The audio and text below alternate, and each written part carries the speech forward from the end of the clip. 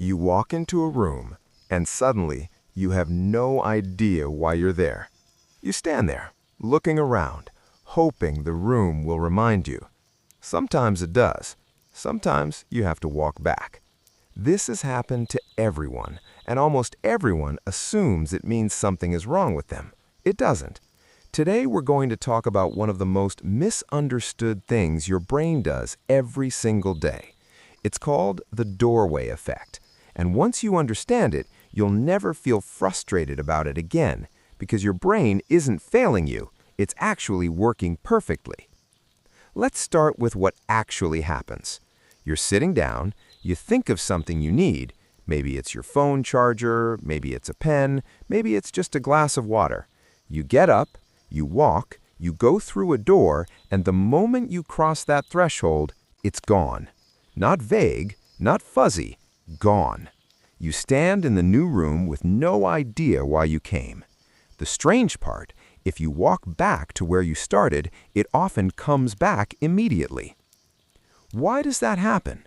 Why does a door make you forget? And why does going back help you remember? To understand this, we need to talk about how memory works. Most people think memory is like a recording. Something happens, your brain saves it, you play it back later. That's not how it works. Memory is contextual.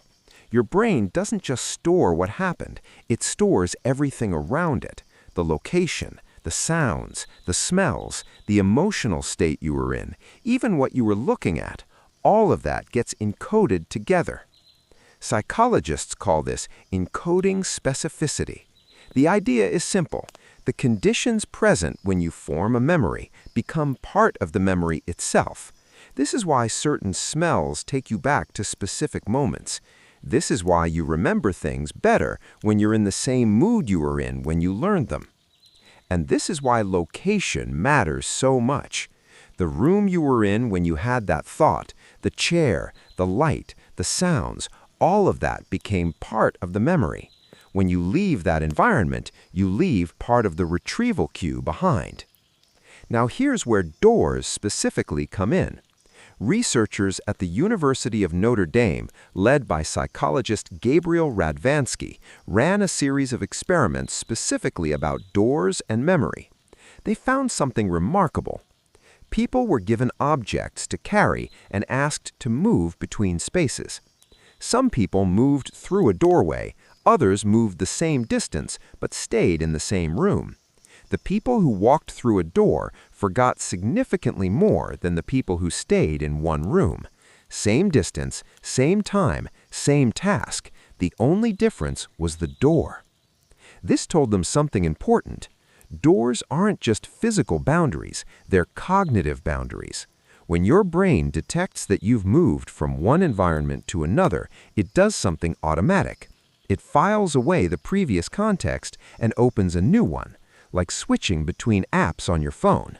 The previous app is still there, but it's no longer in the foreground. Radvansky called these event boundaries. Every time you move through a door, your brain registers new event, new context, new memory file. The thought you had in the previous room was stored in the previous file. You might be thinking, why would your brain do this? It seems like a design flaw. It's not. Think about what your brain has to manage every second of every day. Thousands of sensory inputs, constant background processing, memories from decades of experience, goals, plans, emotions, reactions, all running simultaneously. If your brain held everything in active memory all the time, it would be overwhelmed. So it organizes by context. Each environment gets its own file. When you enter a new environment, it loads the relevant information and files away the rest. This is incredibly efficient for almost everything you do. The cost is small. Sometimes the thing you were thinking about in the previous room gets filed away a little too quickly. So, what do you do about it? First, stop blaming yourself. This is biology, not failure. Second, use it. If you forget why you came, go back to the room you started in. The context will help retrieve the memory. This actually works. Third, create external cues. Say out loud what you're going for before you move. I'm going to get my charger. Verbal encoding adds another layer beyond just location. It's harder to lose. Fourth, reduce unnecessary transitions. If you're in a flow state, stay in one space as long as possible. Every door is a potential interruption.